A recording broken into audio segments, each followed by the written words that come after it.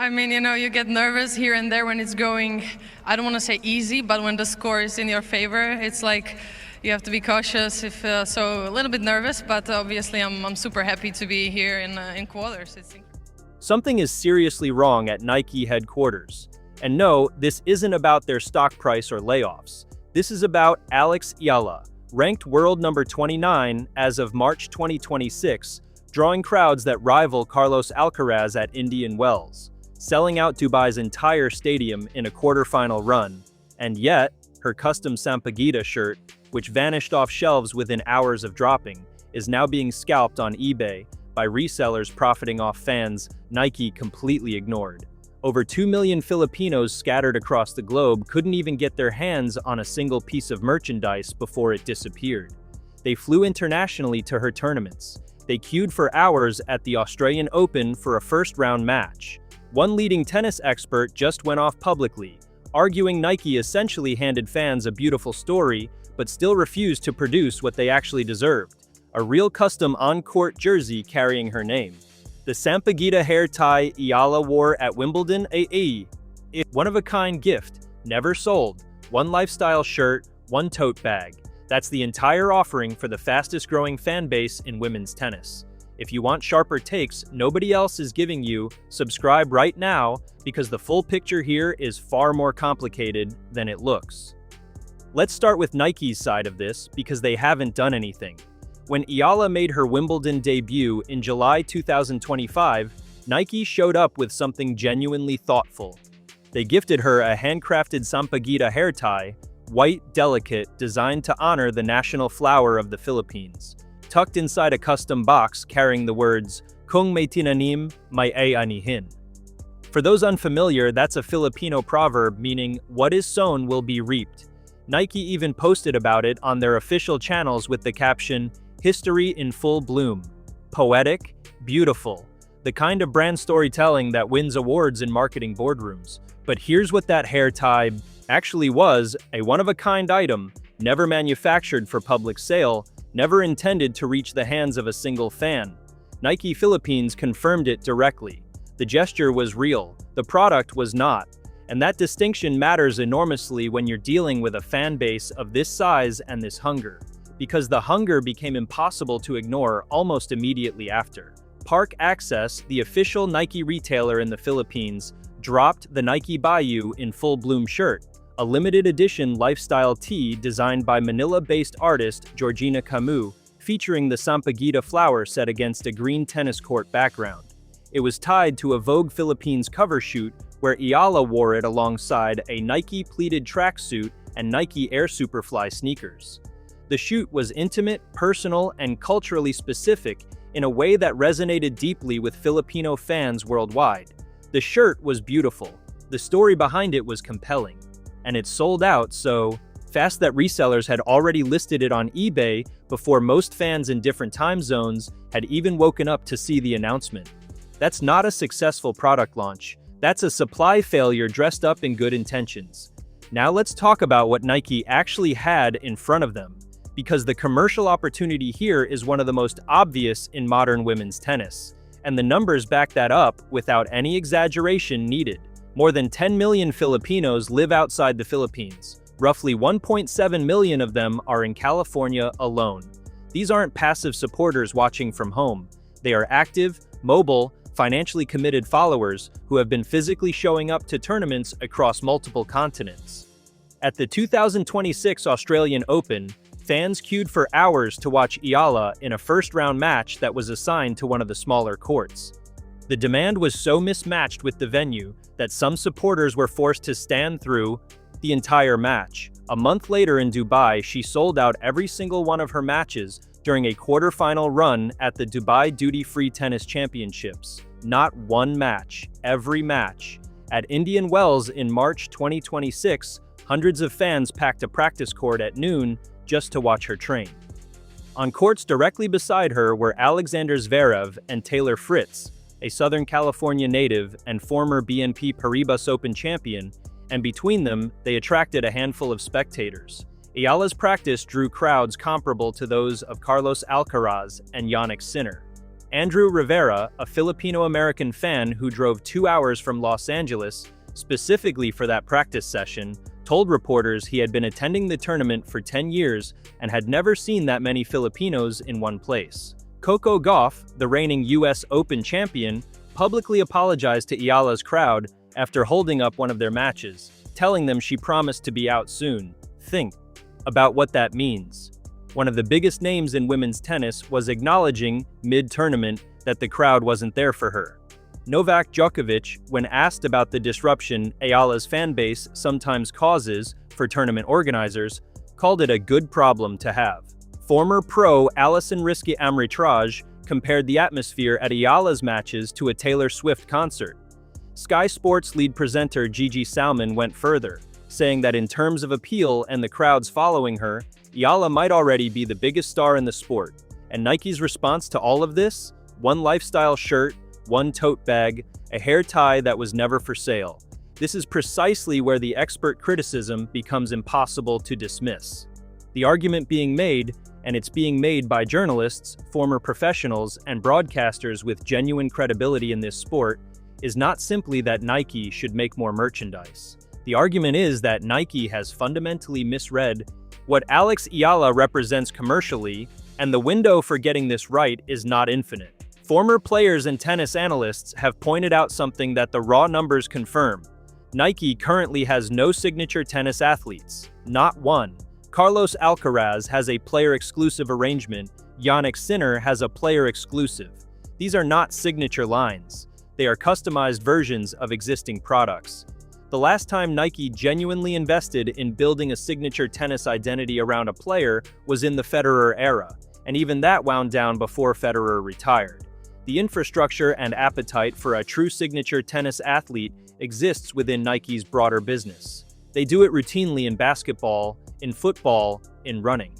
Tennis has been largely neglected in that regard for years. What makes the Eala situation particularly striking is that the demand signal has been unusually loud and unusually clear. Most athletes require years of sustained success before a brand can confidently project the kind of commercial return that justifies a full signature line. Eala has been generating that signal for less than 12 months at the top level. Her breakthrough at the 2025 Miami Open, where she came through qualifying as a wild card, defeated Jelena Ostapenko, Madison Keys, and Iga Swiatek in consecutive matches before losing to Jessica Pegula in the semifinals, was the moment that changed everything. She became the first wildcard in WTA history to defeat 3 major champions in straight sets at a single event. Her prize money from that run nearly doubled her total career earnings. And from that moment, the fan base didn't grow gradually, it exploded. Within months, she was at the French Open main draw for the first time, then Wimbledon. Then she reached a WTA 125 title in Guadalajara, becoming the first Filipino to win a WTA Challenger level event. By March 2026, she had broken into the top 30, setting another Filipino record. Each milestone generated another wave of media coverage, another surge in social media following, and another round of fans committing real money to travel to tournaments on multiple continents. The commercial case has been building in plain sight. The comparison to Manny Pacquiao keeps surfacing in conversations about Eala's cultural impact. And it's worth sitting with that comparison for a moment, rather than brushing past it. Pacquiao wasn't just a successful Filipino athlete. At his peak, his fights genuinely stopped the country.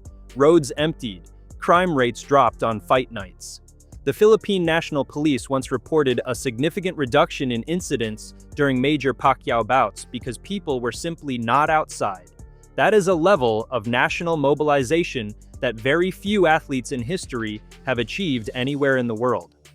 Sports journalist TJ Manotok, who has covered Filipino sports for decades, told Front Office Sports directly that the Philippines has been hungry for the next Manny Pacquiao ever since his peak years faded.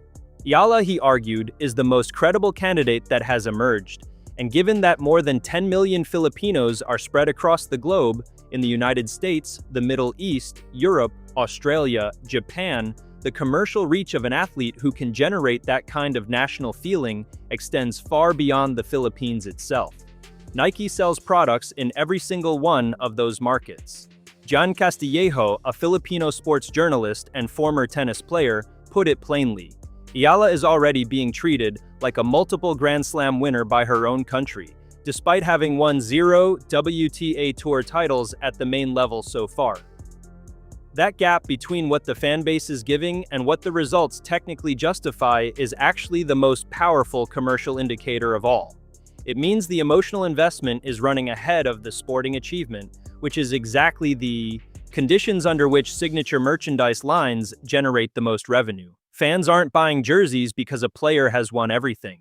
They're buying them because they believe the player will. Rafael Nadal's involvement adds another layer to this that hasn't received nearly enough attention in the context of Nike's commercial decisions.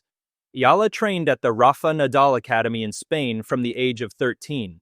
Nadal has been publicly supportive of her career throughout her rise. His uncle Tony Nadal has been spotted at her matches and overseeing her practice sessions.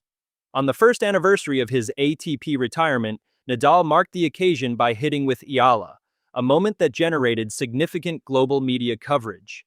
The Nadal connection gives Eala a direct link to the most commercially successful clay court dynasty in tennis history, and Nadal built one of the most storied relationships with Nike in sporting history during his playing career, a legacy the brand still trades on. The irony of Nike having both Nadal and Eala in their portfolio, one the sport's greatest ever clay court champion, the other his protege drawing Taylor Swift-level crowds at age 20, and producing one lifestyle shirt between them is a detail that the expert community has not let slide quietly. What happens next in this story depends almost entirely on what Nike decides to do with the opportunity still sitting in front of them. Eala is heading into her 2026 clay season, beginning at the WTA 500 tournament in Linz, Austria, in April. She has already confirmed appearances at tournaments across Europe and is expected to make her second Roland Garros appearance later in the spring. Every tournament she enters now arrives with a pre-existing fan base infrastructure, organized Filipino supporter groups, coordinated travel, flags, banners, and the kind of noise that television broadcast directors actively seek out, because it makes good television. The business case for a real custom on-court jersey, not a lifestyle tee, not a tote bag, not a hair tie that was never for sale, has essentially been made by the fans themselves over the last 12 months. They have demonstrated willingness to travel internationally, queue for hours, stay awake through inconvenient time zones, and pay eBay reseller prices for merchandise that sold out before they had a reasonable chance to buy it. That last part is not a sign of healthy demand management. It is a sign of a brand leaving money on the table while simultaneously failing the community that is doing the most to grow the sports audience in Southeast Asia and beyond. The expert frustration is legitimate, the fan frustration is legitimate, and the commercial logic behind both is straightforward enough that it shouldn't require a leading broadcaster to say it out loud before Nike takes notice. But here we are. Alex Eala is 20 years old. She is ranked inside the top 30 in the world. She is trained by the Nadal family. She draws crowds that embarrass her peers at practice sessions. Her merchandise sells out in hours and gets flipped on eBay. Her podcast appearance generated more than double the views of the previous 32 episodes of an established show. And Nike, one of the most sophisticated sports marketing operations on the planet, has given her fan base one shirt and a tote bag. Whether that changes before the window closes is the real question this story is asking. Because fan bases at this level of intensity don't wait forever, they find other outlets. They build around other brands. And once that moment passes, no amount of limited edition drops will bring it back. The clock is running, and right now, Nike is losing. If this breakdown gave you something to think about that you haven't seen covered anywhere else, hit that subscribe button. Every week we go deeper on the stories behind the stories in professional tennis, and we're just getting started.